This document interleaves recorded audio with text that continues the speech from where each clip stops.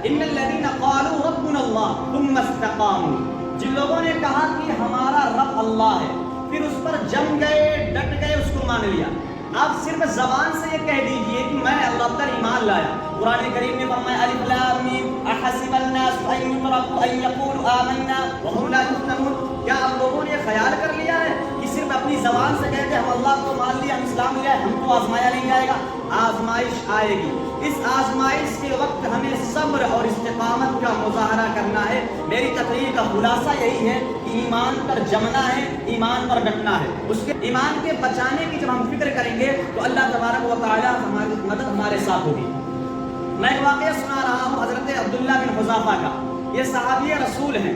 حضرت عمر بن خطاب کی خلافت کا زمانہ چل رہا تھا۔ حضرت عمر بن خطاب نے انہیں کسی مورچے کو سنبھالنے کے لیے بھیجا تھا۔ رومی حکومت نے ان کو قید کر کے اپنے بادشاہ کے سامنے لائے، اور حضرت عبداللہ بن حذافہ سے رومی بادشاہ نے کہا کہ آپ ہمارے نصرانی مذہب کو قبول کر لیجیے۔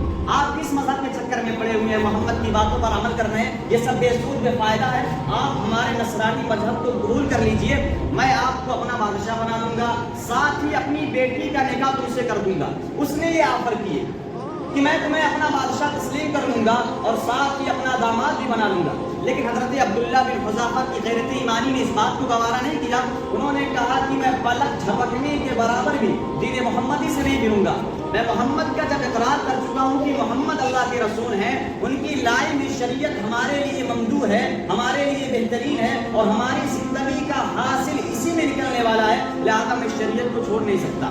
تو انہوں نے رومی کافروں نے کہا کہ اگر آپ ہماری بات کو نہیں مانیں گے تو ہم آپ کو سولی پر چڑھا دیں گے۔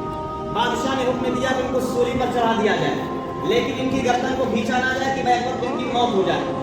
اور تیر اندازوں کو کہا کہ آپ قریب سے ان کے جسم کو چھیدنا شروع کر دیجیے۔ تو تیر اندازوں نے ان کے جسم پر قریب سے چھیدنا شروع کیا، اور بے شمار تیر انہوں نے برسائے کہ سارا جسم جو ہے لہو لہان ہو گیا۔ پھر بھی حضرت عبداللہ بن حذافہ نے کہا کہ میں اپنے اسلام کو چھوڑ نہیں سکتا، میں ایمان کا سودا نہیں کر سکتا۔ بادشاہ نے کہا کہ اس کو سولی سے اتار لیا جائے اور پیتل کی ایک دیگ منگوائی جائے، اس میں تیل کو کھولا دیا جائے، گرما دیا جائے۔ چنانچہ بادشاہ کا حکم ہوا اور پیتل کی دیگ منگائی گئی، تیل کو اس میں کھولا دیا گیا۔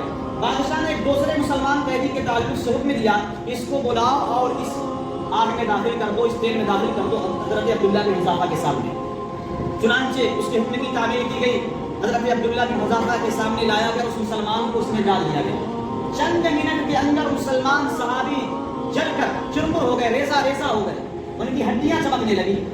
پھر اس نے بادشاہ نے کہا حضرت عبداللہ بن حذافہ سے تم دیکھ رہے ہو جس طرح اس کا میں نے انجام کیا ہے، اب تمہارا بھی انجام اسی طریقے سے کروں گا۔ حضرت عبداللہ بن حذافہ نے کہا تم کو اختیار ہے، جو سزا مجھ کو دے سکتے ہو دے لو، لیکن میں اپنے اسلام اور اپنے ایمان کا سودا کرنے والا نہیں۔ چنانچہ بادشاہ نے کہا کہ اس کو دور سے آگ میں ڈالا جائے، کسی ایسی چیز پر بیٹھا کر آگ کو اور دہکا دیا جائے اور اوپر سے اس کو پھینک دیا جائے۔ اس حکم کی تعمیل میں کارندوں نے کام کرنا شروع کیا۔ اس زمانے میں چرخی ہوا کرتی تھی، چرخی لایا گئی اور حضرت عبداللہ بن حذافہ کو اس پر بیٹھانے کی کوشش شروع کر دی گئی۔ جب آپ کو اس پر بیٹھایا جانے لگا تیل میں ڈالنے کے لیے، تو بادشاہ نے دیکھا کہ حضرت عبداللہ بن حذافہ کی آنکھوں میں آنسو ہیں۔ اب بادشاہ کی امید جاگی، شاید یہ ڈر گیا میرے عذاب سے، میری سزا سے، اب یہ اپنے اسلام کو چھوڑ کر کے نصرانی مذہب کو قبول کر لیا۔ تو اس نے اس کو رکوا دیا اور حضرت عبداللہ بن حذافہ کو بلایا اور کہا کہ مجھے لگ رہا ہے کہ تمہاری سمجھ میں آ گیا ہے اور تم میرے مذہب کو قبول کر لو گے۔ تو اس پر حضرت عبداللہ بن حذافہ نے جو جملہ کہا ہے، تاریخ نے اس کو نقل کیا ہے اور تا قیامت یہ جملہ چلتا رہے گا۔ حضرت عبداللہ بن حذافہ نے کہا میں رو اس لیے نہیں رہا ہوں کہ تم مجھ کو آگ میں ڈالو گے، تم مجھ کو بھونو گے، میں رو اس لیے رہا ہوں کہ میرے پاس صرف آج ایک جان ہے جو میں اللہ کے نام پہ قربان کر رہا ہوں۔ اگر میرے روے روے کے اندر جان ہوتی تو ساری کی ساری جان اللہ کے نام پہ قربان کر دیتا۔ لیکن بادشاہ نے دیکھا کہ یہ شخص جب ہٹ نہیں رہا ہے تو وہ بھی پلان کینسل کر دیا اپنا۔ اس پلان کو کینسل کرنے کے بعد حکم دیا کہ اس کو ایک قید خانے میں ڈال دیا جائے اور کھانا پینا بند کر دیا جائے۔ روایت کے اندر آتا ہے کہ تقریباً 6 یا 7 روز گزر گئے۔ پھر بادشاہ نے بھیجا کہ جاؤ دیکھو اب تو قیدی مر چکا ہوگا، لہذا اسے نکال لا۔ جب جس شخص کو بھیجا تو دیکھا حضرت عبداللہ بن حذافہ صحیح سالم موجود ہیں، تو بادشاہ نے ساتھ میں خنزیر اور شراب لے کر بھیجا اور کہا کہ تم کھا لو۔ حضرت عبداللہ بن حذافہ نے اسے انکار کر دیا اور اس گوشت اور اس خنزیر کو کھانے سے انکار کر دیا۔ اب بادشاہ بڑا حیران پریشان ہوا کہ میں جو سخت سے سخت سزا دے سکتا تھا اس کو دے دیا ہوں، لیکن اس کے اندر جو جرأت ہے، اس کی ایمانی جو حرارت ہے وہ پگھل نہیں رہی ہے۔ اس نے کہا کہ آپ مجھے بوسہ دیجیے، میرے سر کا بوسہ لیجیے، میں آپ کو اور آپ کے تمام साथियों को रिहा कर दूंगा। चुनांचे आपने उसके सर का बोसा लिया और उसके तमाम साथियों को रिहा कर दिया। यहाँ से रिहा होने के बाद हजरत अब्दुल्लाह बिन हुज़ाफा हजरत उमर बिन खत्ताब रज़ियल्लाहु तआला अन्हु के पास आए। उस वक्त उनकी खिलाफत का जमाना चल रहा था।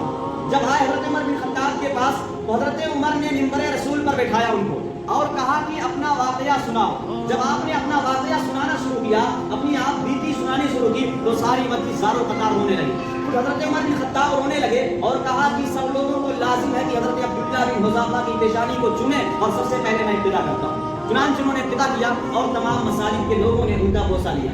कहने का मंशा यह है कि जहाँ पर खंजीर का गोश्त खाना हलाल हो गया था, जहाँ पर शराब पीना हलाल हो गया था, शरीयत ने दो चीज रखी है, एक का नाम है अजीमत, एक का नाम है रुख्सत। मिसाल के तौर पर आप कहीं चल रहे हैं, कहीं जा रहे हैं और शरपसंद अनासिर लोगों ने आपको घेर लिया और आपसे दूसरे मजहब का नारा लगवाने पर मजबूर कर दिया कि आप ये कहिए तो ठीक, वरना आपको गोली मार दी जाएगी। इस जगह पर, इस मकाम पर शरीयत इजाजत देती है कि तुम उस मजहब के नारे को लगा लो ज़ाहिरी तौर पर, लेकिन दिल में तुम्हारे ईमान और यकीन हो कि मैं जो काम कर रहा हूँ ये गलत है, लेकिन जान को बचाना मेरे लिए जरूरी है। अब शरीयत कहती है कि इस चीज को तुम कर लो, लेकिन दिल में तुम्हारा यकीन हो। लेकिन हजरत अब्दुल्लाह बिन हुज़ाफा के पास ये ऑप्शन मौजूद था। अजीमत इसको कहते हैं। उन्होंने रुख्सत पर अमल नहीं किया, अजीमत पर कर लिया और अपनी जान को जोखिम में डालने के बाद अल्लाह ताला ने उनको निकाला है। तो दो चीज है, एक अजीमत, एक रुख्सत है।